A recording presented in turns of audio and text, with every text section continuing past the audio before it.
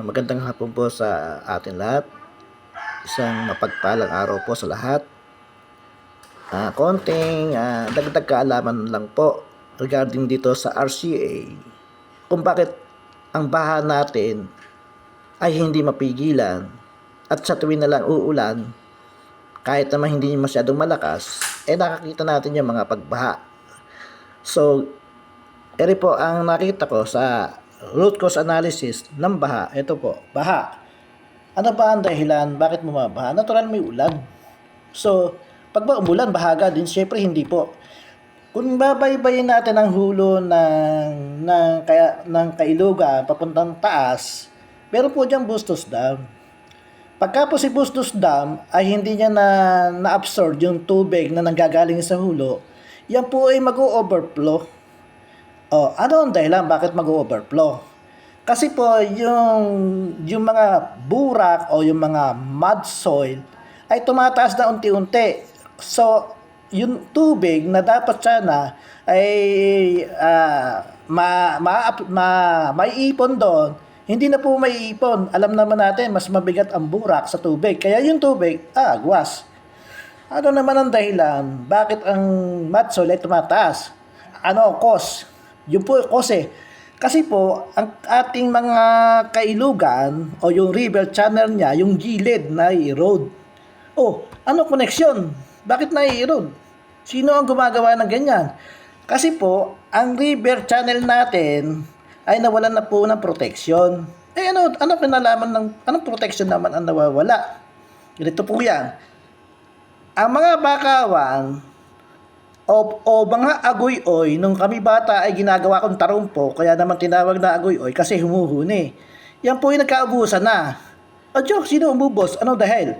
Bakit naubos yan? Kasi po, yung mga illegal developer dyan sa river shore ay nagpatayo ng mga campsite, inari na nila yung gilid ng ilog. Kunyari, nasa tapat, bibili ng lupa sa tapat ng ilog, kukunin ng nila yun. Pero sa totoo lang, hindi po pag-aari ng private property ang ilog. Yan po ay may batas dyan. Pag-aari po yan ng gobyerno. Ang ilog, mga gilid sa dagat, lahat po ng waterways sa gobyerno po yan. Ngayon, tapos na po tayo sa Kailugan. Spring naman po, sapa. Ibig sabihin, ang sabi, yung spring channel daw, ay na-erode din. So, ito naman ang dahilan. Alamin natin, mas malawak ang river sa sapa. Kasi ganito po ang ano niya, kapag ka malawak yung flow na dinadaanan, ibig sabihin marami ang kanyang katubigan na kayang dumaan sa ilog kasi malawak eh. Pero pag titignan mo yung current flow o yung tinatawag na water velocity niya, mabagal.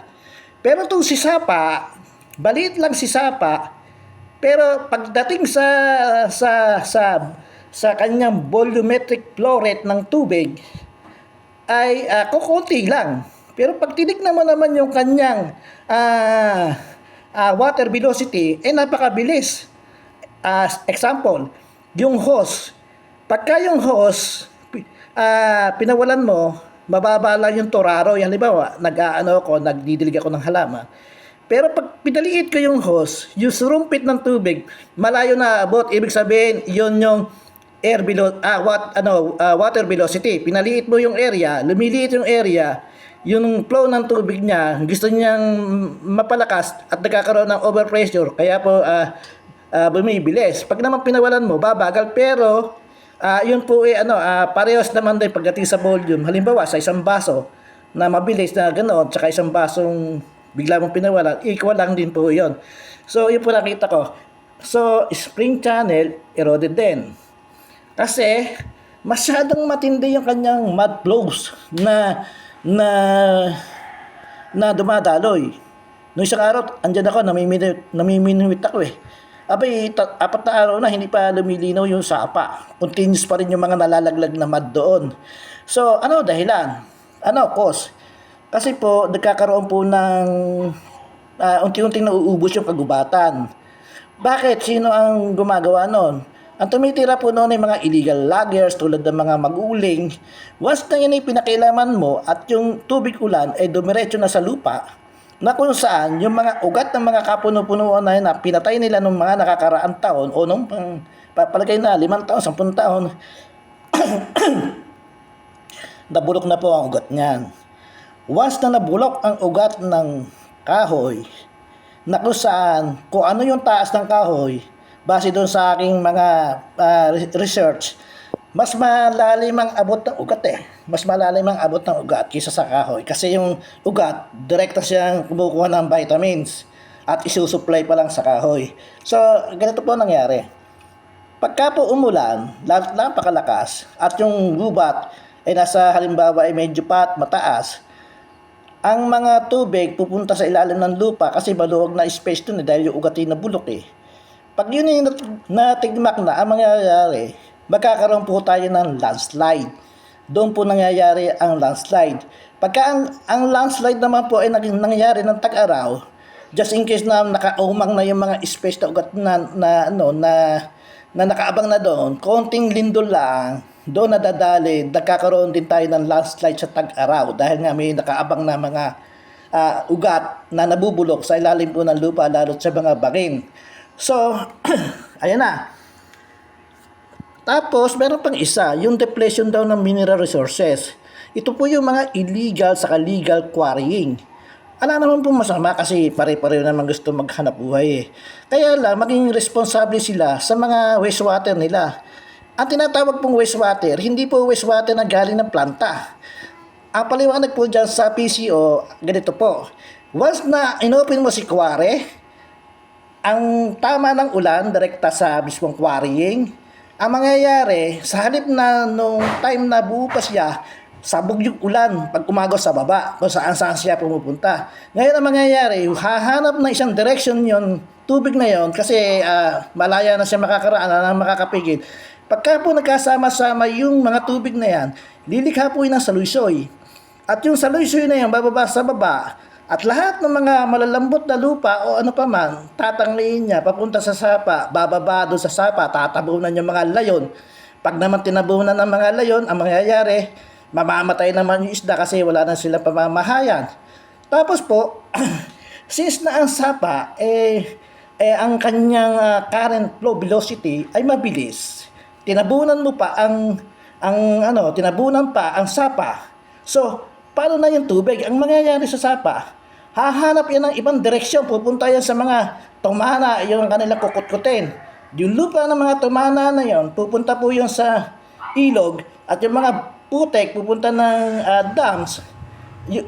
Kaya po nagkakaganon. So, yung sumunod naman, sabi, illegal cultivation. Ito po yung mga kaingero o yung mga nagsisiga pagka mahal na araw sa bundok. Nagtatanim po sila ng inimbur na palay na anong sarap naman, malakas kainin.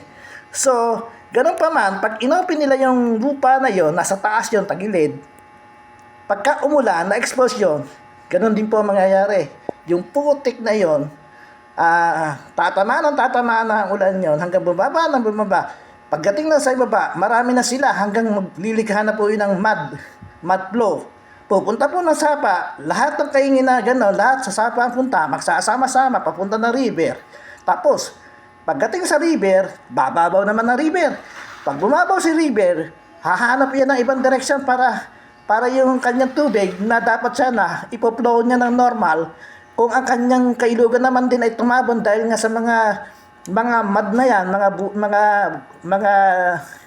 mga nag-build up na lupa galing sa may bato, may lupa, yung lahat ng lupa saan ang punta nun? Dito sa Bustos Dam. Kaya po madalas bumaha sa Bustos Dam. Ang tanong, ito ang gagawa ng action plan. Kailangan mapatigil itong mga ganitong mga gawain ng tao. So yung mga legal quarrying, dapat binomonitor yan ng MMT, DNR o ng EMB para ma-check nila yung mga water waste nila kung saan nila dinadala. Baka mamaya, ala silang pakialam, dinadala nila sa ibaba. Nung ako yung PCO, mahigpit ako dyan. Hindi kami nagtatapon ng mga water waste dyan sa katubigan. Meron po kami sariling lagoon o lawa. Doon namin iniligay ang aming mga waterways. Hindi tumatapon. Tatapon lang yon, direda unti-unti, pero hindi gulpe. Ngayon, itong mga kaingeros, wala naman talagang pagkukunan niya kundi magkaingin na magkaingin. Pero kung gagawa ng program sila, ay sa kailan ba naman bigyan ng tig-100 na itlog ng manok, at pag naman yan ng itlog na, magpapaikot-ikot na yung pera na yon. So, maraming paraan para mapigil to. Ngayon, ang suggest ko, wala mo nang gagawa ng mga flood control, wala mo nang gagawa ng mga paghukay sa bandang bumabahan lugar hanggat hindi na ipipix tong apat ito. Once na hindi yan napipix, ay asahan mo, hindi matitigil yung pagbaha na ito. At yung pagbaha na yan, ay simula pa nung araw yan, wala po pong nakakapag-analyze kung bakit tayo binabaha. Dahil po sa ganitong gawain ng iilang tao, ay napakarami pong tao ang nagdudusa. So, aking pong ginagawa yung kanyang action plan saka improvement plan regarding dito. At ako po pasensya na kayo, tayo, Bulakenyo medyo matigas ang bukas natin. Pero sabi nila, malalambing daw ang mga taga Bulakenyo. At pasensya na, at next time na lang po uli. At pag kami time, gumagawa tayo ng mga pag-aaral regarding dyan sa mga ganyang bagay. Salamat po.